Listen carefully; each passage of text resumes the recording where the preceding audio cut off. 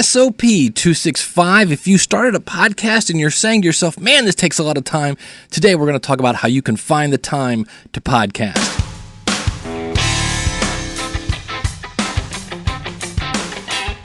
It's the School of Podcasting's morning announcements. Here's Dave Jackson. Podcasting since 2005, I am your personal podcast coach, Dave Jackson, thanking you so very much for taking the time. We're going to be talking about time today, taking the time out of your busy schedule to come and listen to me talk about all things podcasting, from planning to promoting to producing to monetizing, all of the above. You can find me out at theschoolofpodcasting.com. You can email me, dave@schoolofpodcasting.com. You can call in your comments, courtesy of podcastvoicemail.com. The number, got your pencil ready? It's 888-563-3228. And again, our website, you can leave a comment out, and our blog is schoolofpodcasting.com. Just click on podcasts at the top of the screen. I want to thank the Electro Voice RE320. If you're new to the podcast, let me take 30 seconds of your time and say that it's new from Electro Voice, the RE320. It's a supremely versatile vocal and instrument microphone, and it's derived from the classic design of the Electro Voice RE20. The RE20 is like in every radio studio across the world. Now, the RE320's key features include the Variable D proximity control technology for tight, bold, expressive, and consistent tonal performance. It's got a humbucking coil for noiseless operation and a high-output neodymium magnet structure capsule that delivers fast and accurate transit response and pronounced high-frequency detail, which is why I love this microphone. My S's and T's are clear. And it's a dynamic microphone, not a condenser. Now, it's engineered for stellar performance in virtually any imaginable application, and the RE320 delivers excellent results when miking vocals or instruments in the studio or on stage. Now, it's designed to meet the demanding needs of a project or a pro studio operator, live and studio performers and engineers, as well as, you guessed it, podcasters and broadcasters, really at any level. The RE320 brings heritage Electro Voice technology and performance to bear into an incredible, versatile, and new microphone. Check it out at electro-voice.com/RE320. Want to thank those folks for helping make the show possible.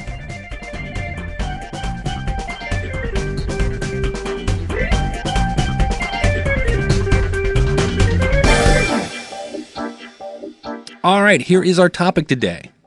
How do you find the time to podcast? And when people first start podcasting, they think a 15-minute podcast takes 15 minutes.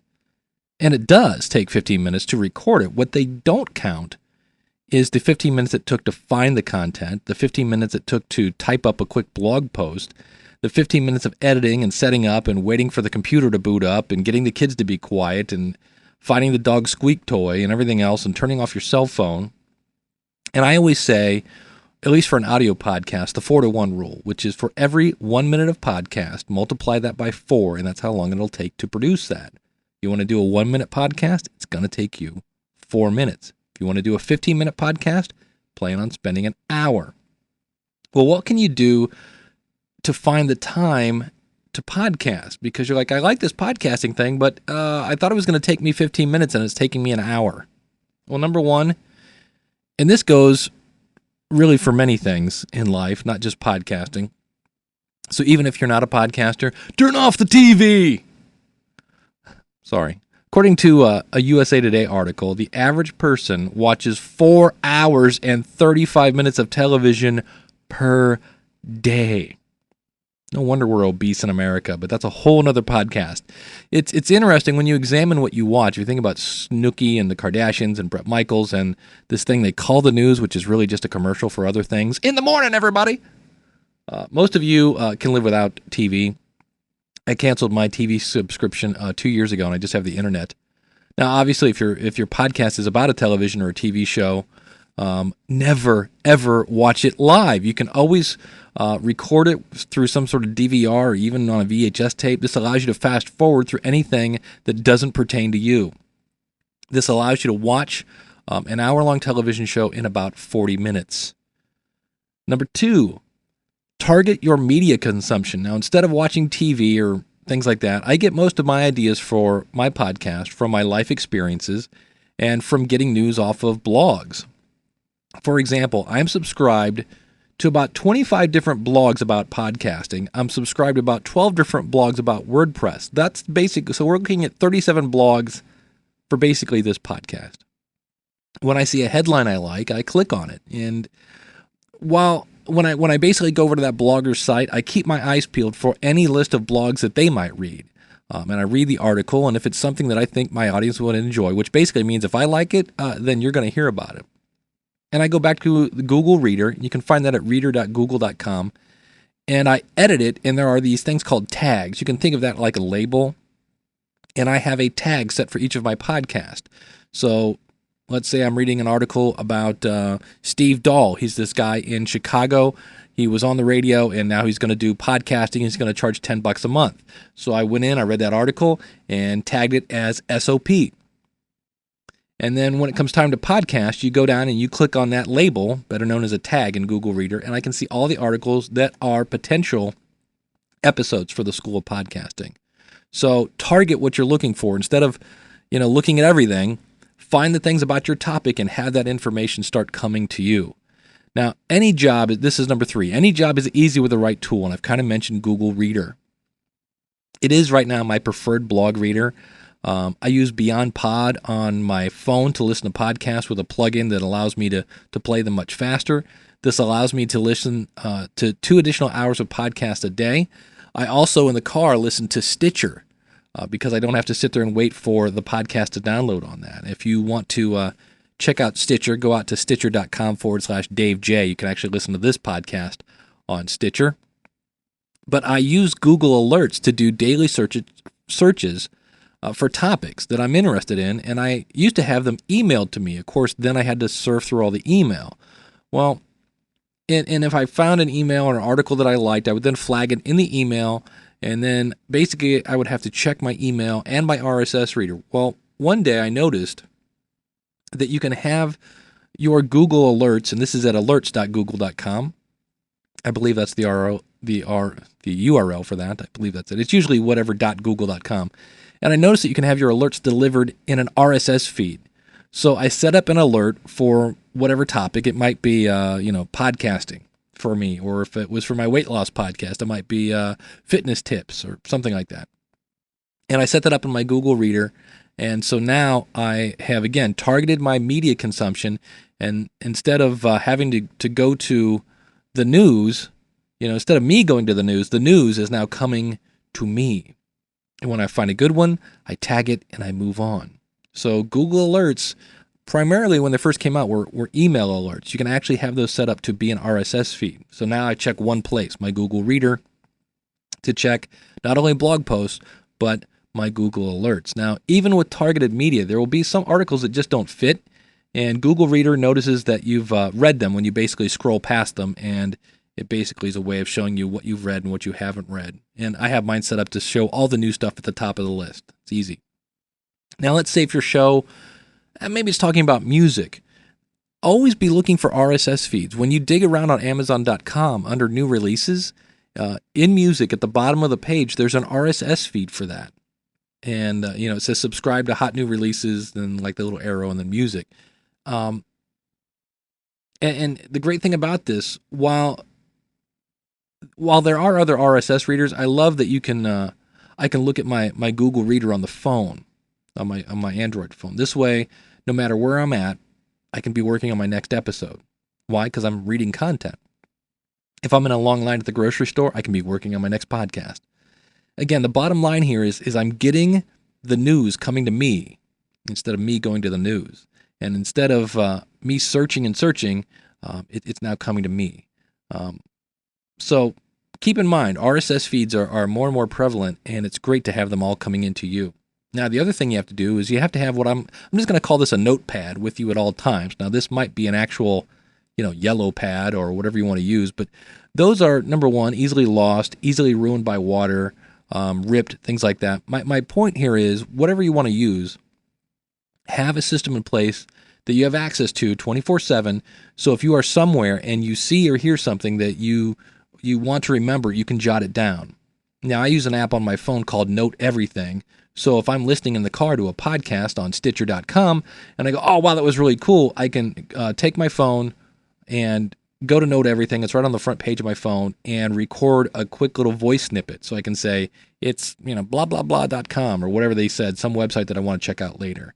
Because inevitably, if I go, oh man, I'm going to have to write that down when I get out of the car, I'll forget. And so I'd mentioned again, in terms of notepadding it, the tagging feature in Google Reader is how I basically, note that down.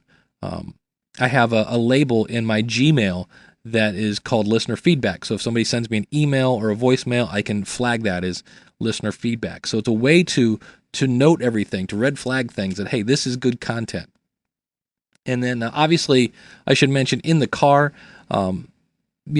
that is something I do not text in my car, and I have those types of things set up. Like I said, I do any kind of note padding in my car with my voice. I do not, I don't understand people that think it's safe to text and drive. Please do not do that. The best content, speaking of what are you going to flag as great content, is evergreen. Now, an example of this is, it's not time sensitive. So for instance, this episode, how to find time to podcast, is evergreen. It's not tied to any kind of event or time. Whereas if I was talking about the new Roland R-05 recorder that I'm recording into right now, that wouldn't be new a year from now, which we'll be talking about in a future episode of the podcast, which we'll be talking about here in a second. So if you can find evergreen stuff, that is gold. And it's also, that doesn't mean you shouldn't have things that are time sensitive, because sometimes, because it is time sensitive, it'll come up in Google searches because everybody's looking for that. So, but evergreen content is great as well. Number 5, create an empty show. Now, what I mean by this is if you're doing a live podcast, and I talk about this at the School of Podcasting, there's 2 different ways to podcast. One is live, where you mix in your sound effects and your music as you do this. Or you can do what I call post-production, which is how this podcast is created. I'm actually recording this right now, and I'll mix in all the music and hoo-ha stuff later. Whatever it is, in Pod Producer, you can find that at podproducer.net. You can go in and set your intro and outro music and any sound effects that you're going to use and all that, and you can save that configuration. So the next time you go to record, you just load that configuration, and you save yourself the time of going, okay, where's the intro, where's the outro, where's this, where's the bell, all that. You save that way. Same thing with if you're using Audacity. Anything that you can have your intro and your outro there, anything that's going to be in the show, you can have it already saved in the project and then just move it around. So all you have to do is drag your intro over, let it play, and then import or record your meat of your podcast, your episode content, and then drag over your outro and export away. It's good to go. So anything that you can record in advance is always good, like your intro, your outro, and just have it there. I mean, I've been using the same intro for years, basically. I changed it once, but it's basically the same. And when I load the School of Podcasting, it's the intro's right there, and I've got that outro music, and the bell is waiting for me, and I just simply drag in this file that I'm talking right now in the middle and kind of, drag everything together and export it. It's very, very simple. Speaking of simple, that's number 6. Keep it simple. The more you add to an episode, the more it takes. This is the reason I don't podcast live. I know right now everybody's talking about Mixlr, mixlr.com. Thanks to Ray over at thepodcasterstudio.com. It's another great podcast about podcasting. He clued me into this on Twitter. I think he's at Podcast Helper on Twitter, if I remember right. I should know that. He says it a bunch on the show, but podcasterstudio.com. I'll put a link to that out in the show notes. He told me about Mixlr. I'm not a huge fan of podcasting live. It adds more things to worry about, more things to set up. That doesn't mean it's wrong. It's just not for me. Maybe it's for you. But if you're spending 45 minutes obsessing on something, or if you're just trying to get something right, or if you're, a lot of times things are fine. I once created a music loop to run under a special episode of one of my podcasts. It ended up taking me 45 minutes to get it just right. And the music lasted on the actual episode less than a minute. So I spent 45 minutes getting 50 seconds worth of audio right. Perfectionism is the enemy of easy podcasting. So I say this in all honesty. It's okay. It's fine. Move on. Let it go. Now, another example I've noticed is if I record first thing Saturday morning, my voice is deeper. Say it with me. It's okay. It's fine. I sound a little different. Who cares, right? Another example of keeping things simple.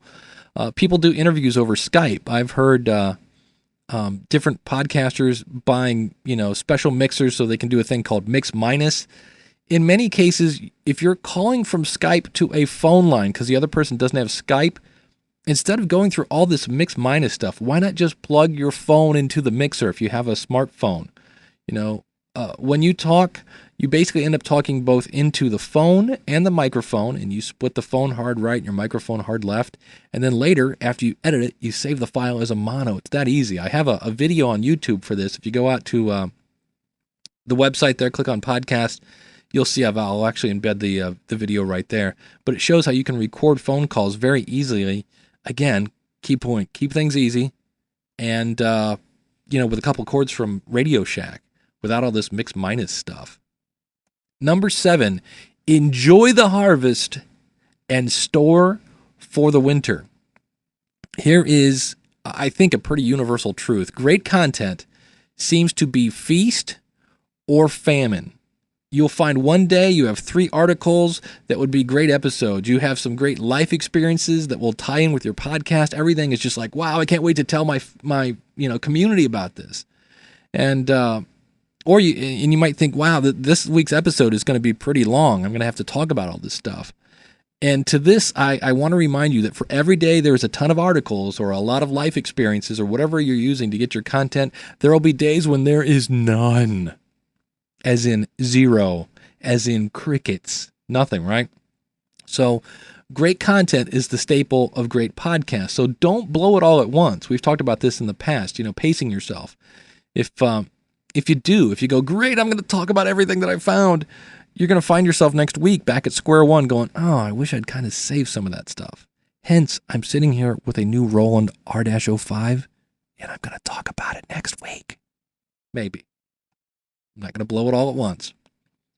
Avoid writing it more than once. I know some people that, they'll store their links in Delicious. They have a separate Google Doc sheet for the co-host, and then they end up putting it all back into WordPress. And to this I say, if your notes are going to eventually end up in WordPress as show notes, and show notes, again, are basically just where you have a blog post that includes the media. It's kind of a description of the episode, along with any links, things like that. That's basically what I mean when I say show notes. Why not enter them where they're going to end up? Why put them in Delicious and then a Google Doc and then move it all to WordPress? Why not just put your stuff in WordPress? The thing that most people don't realize, this post has been sitting in my website for a couple weeks as I've been working on it. I just save it as a draft, which means the public can't see it. So, speaking of this, Today in Podcasting at todayinpodcasting.com. This features myself, Gary Leland from Podcast Pickle, Paul Culligan from paulculligan.com, and Rob Walsh from Podcast 411 was where he started. He's from Wizard Media. He does, used to be Today in iPhone. I think he changed the name of that, but we're going to kick back up Today in Podcasting, and we are using this feature. We basically all have logins for that website, and any links that we're going to be talking about, we put into that episode, and we save it as a draft. We're going to record the podcast, and we're going to upload our media, and anything that we didn't talk about, we'll just erase from that episode, and if it's good and we just ran out of time, we'll start another draft post and put it there and then publish the original one. So, avoid writing it more than once. It's just a hassle. Number 9, be ready to pull the trigger. What I mean by this is set up your studio and leave it. Now, I realize sometimes, your studio is in, baby James's bedroom. Well, okay, if that's not an option and you have to tear up and set down every time you want to record, then document it. Take pictures of your mixer, write down your settings, things like that, so you don't have to figure it out every time. You can just say, okay, well, this dial was on about 3 o'clock, and this one was 2 o'clock, and this one was that, and it was slided up to, that way it takes all the guesswork out of it. Makes setting up and tearing down Super duper easy. Number 10, create a stockpile. Now, let's say you're bored and your spouse has gone on to a business trip and you find yourself with extra time. Remember, podcasting is a time-shifted conversation with your community. And if you do have evergreen content where, again, it doesn't tie into any kind of timeline, you can record a bunch of episodes at one time and then release them automatically. And while those releases are going automatically, you're behind the scenes finding more content to put up when those automatic releases stop. Let me give you an example. Marcus Couch, I think I've talked about this before in the podcast. Great guy. He does The Scene Zine, hard rock and heavy metal podcast. You can find that at thescenezine.com. And I'll put a link to that out in the show notes. Let me make sure, I can never remember. Is it The Scene Zine or is it just scenezine.com, Marcus Couch? I think it's The Scene Zine. Survey says it is, yes, it's thescenezine.com. Now, here's the deal. Marcus moved from Chicago to California, and he knew he was going to be packing, driving, unpacking for a long time. And so what he did was he recorded basically a boatload of shows in advance. And while he was driving to California in his car with no internet access, his show continued to be released without missing a beat. And again, while those shows are being released, you can go out and be searching for more content so that when that great content that you staggered out ends, you've got more great content. Now, the only downside of this is if your audience leaves a voicemail or an email, you're not going to be able to address this on the show because you've already recorded them. You've got a month's worth of show sitting, ready to go. So that's one downside. However, this does not stop you from emailing, or in some cases, I do this, calling back your community member, your audience member, and staying in touch that way.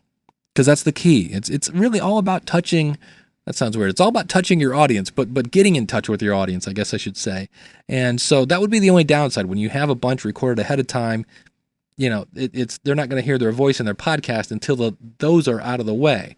So be sure to contact them in whatever fashion they contacted you in. So a couple conclusions here, and then we have a final comment. Take the time to focus on your topic. If you can get RSS feeds to blogs and websites and things like that, to get that content coming to you, that's the key. Get that targeted content coming to you so you don't have to go search for it. Be sure to have a voicemail like Google Voice or of course, podcastvoicemail.com to accept content from your community, because a lot of times they will feed you stuff to talk about on the show. It's just much more efficient to surf through a pile of relevant blog posts that have been delivered to you than to go to Google and say, well, I'm going to see what's out there about podcasting. Have your studio ready to go. Build your show notes as you shape the content of the episode, and have anything that can be pre-recorded, whether it be your intro or your outro or anything like that. Have all that stuff ready to go.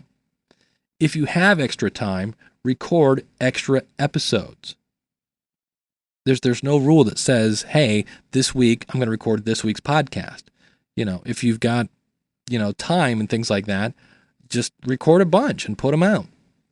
Remember that the content is going to come in giant piles, and 1 minute you may have too much. Be sure to pace that. Don't give it all away. And the next minute you may have none.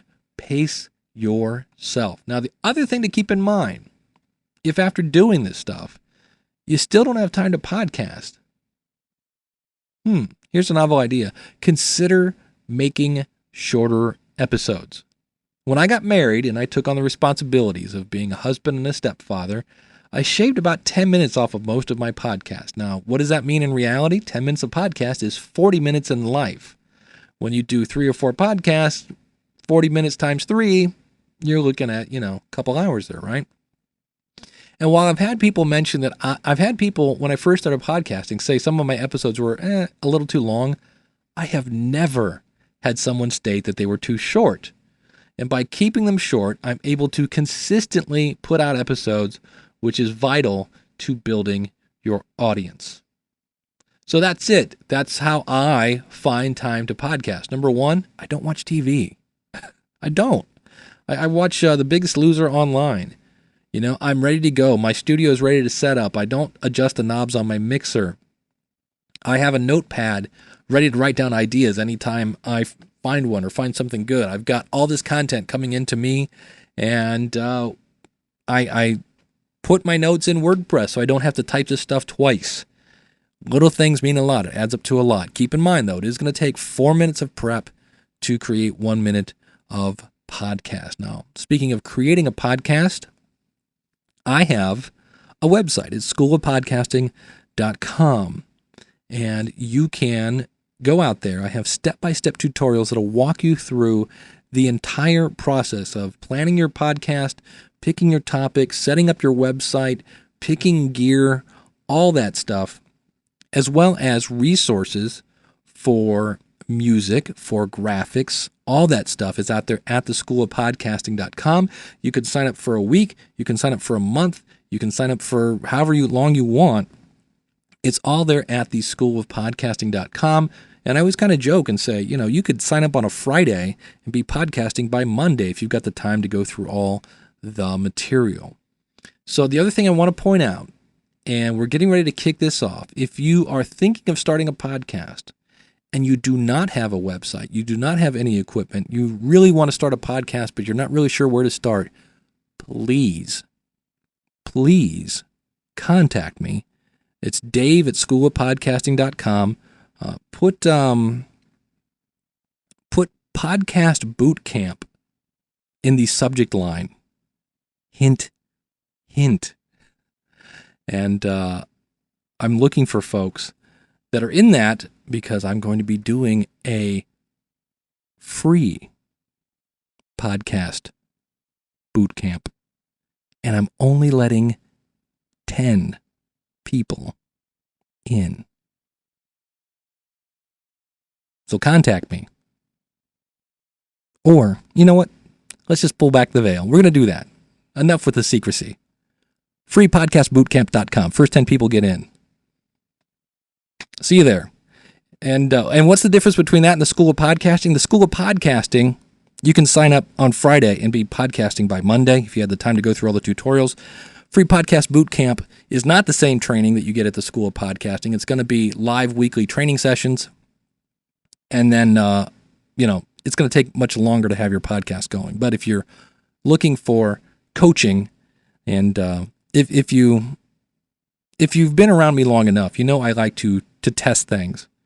I have a negative comment in iTunes. If you go to schoolofpodcasting.com/iTunes, you can leave a comment. If you like the show, I would love to have a positive one, because I think the first one is still the guy that his first episode that he listened to me was where I was asking for a donation so I could get a Kindle, which was an experiment. If you read my book, More Podcast Money, that's you read how that was an experiment, and this guy's like, what a dingbat, man. I listened to one episode and all I did was beg for money. Well, that was me asking. Free Podcast Bootcamp is me giving. And I'm gonna at the end, just so you know, at the end of the boot camp, you're gonna be asked to give a donation. You get to pay me what you think it was worth, and if you don't have a budget and you pay me zero, God bless. Enjoy your knowledge. Go podcast. If you can afford something and you pay me, you know what? That's great too. So if you're interested in that, it's gonna start August 1st, and that's gonna do it for this episode of the School of Podcasting. Thanks for listening, and until next week, class is dismissed.